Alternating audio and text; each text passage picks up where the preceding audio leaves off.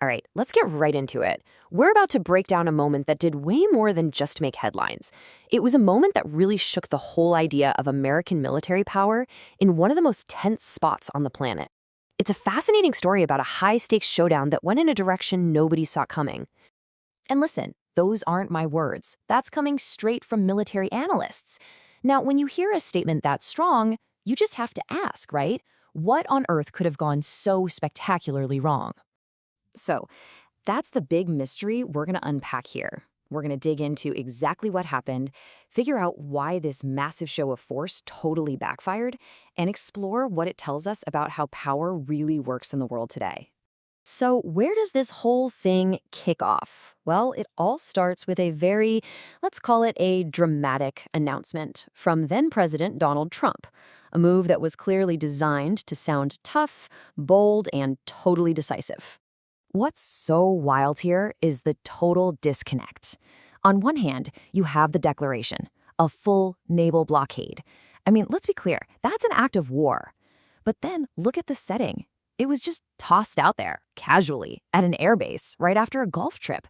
The whole vibe felt off, way more like political theater than a serious military command. So how did Iran react? With fear? Nope, not even close.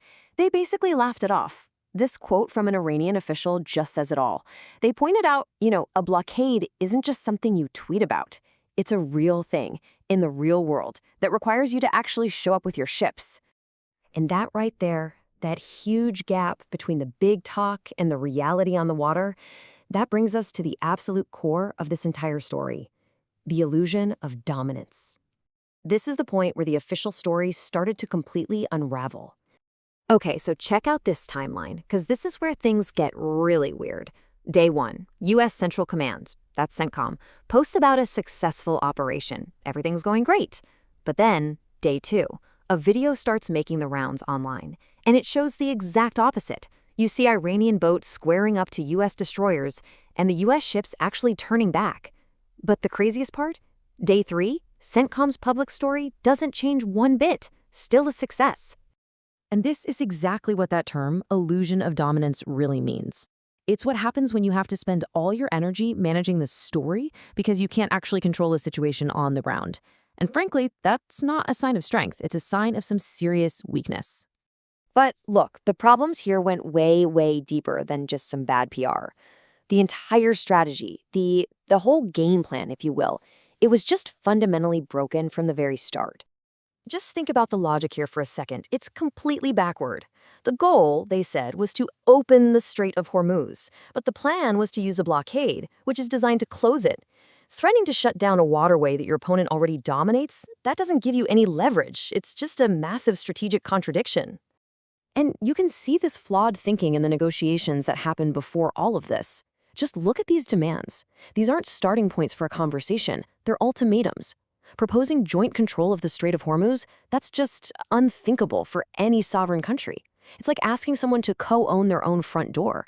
These demands were basically designed to be rejected. And just to put this all in perspective, let's remember the stakes. We're talking about 20%, 1/5 of the entire planet's oil supply squeezing through this one narrow choke point. So yeah, any little disruption here sends massive shockwaves across the global economy. So you've got the U.S. making these impossible demands, threatening a blockade. What does Iran do? Do they just fold? Not a chance. Instead, they came back with a brilliant strategic countermove of their own. And this right here, this was the game changer. The U.S. threatens one choke point, so Iran says, okay, fine, we'll threaten a second one. All of a sudden, this wasn't just a regional headache. The world was now facing the possibility of two of its most vital energy arteries being choked off at the exact same time. In the high-stakes chess game of geopolitics, that was basically checkmate. But honestly, the most shocking part of this whole story might not even be this standoff itself. It's what was quietly happening behind the scenes, inside the U.S. military. Just take a look at this chart. It's from the GI Rights Hotline, a group that advises service members. Once this whole conflict started, calls to their hotline more than doubled. And get this, the vast majority of those new calls were about how to file for conscientious objector status. That's not just a statistic. That's a huge red flag showing a real ethical crisis was brewing within the ranks. And then there's this number, which is just staggering. The military was so strained for equipment that they were apparently considering pulling an old refueling tanker out of retirement, a tanker that was built in 1958. We are talking about relying on hardware from the Eisenhower administration. That is not the sign of a military with endless resources. It's the sign of a system stretched to its absolute breaking point. So you start putting all these pieces together, right?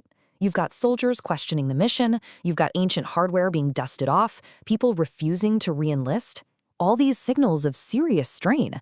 That perfect, invincible image of the US military, well, it was starting to show some pretty deep cracks from the inside out. All of which brings us to the final and most important takeaway. The real battle here wasn't just about ships and missiles. It was a fight over something much more abstract, but in today's world, maybe much more powerful. And here's the bottom line, the core lesson of this entire fiasco.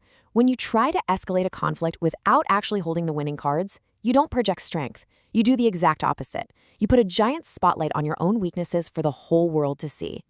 And this is something Iran understood perfectly. They knew they weren't just in a military standoff. They were fighting a perception war. Their goal wasn't just to win a naval skirmish. It was to prove to the world that there was a massive gap between America's perceived power and its actual capabilities on the ground. They were playing a different game, and they were winning. So this whole episode leaves us with a pretty big question, doesn't it? In an age of social media, spin, and carefully crafted narratives, maybe the best way to know what's really going on isn't to listen to what the leaders say, but to watch very closely what their militaries actually do. Because in moments like this, reality always has a way of showing up, whether you want it to or not.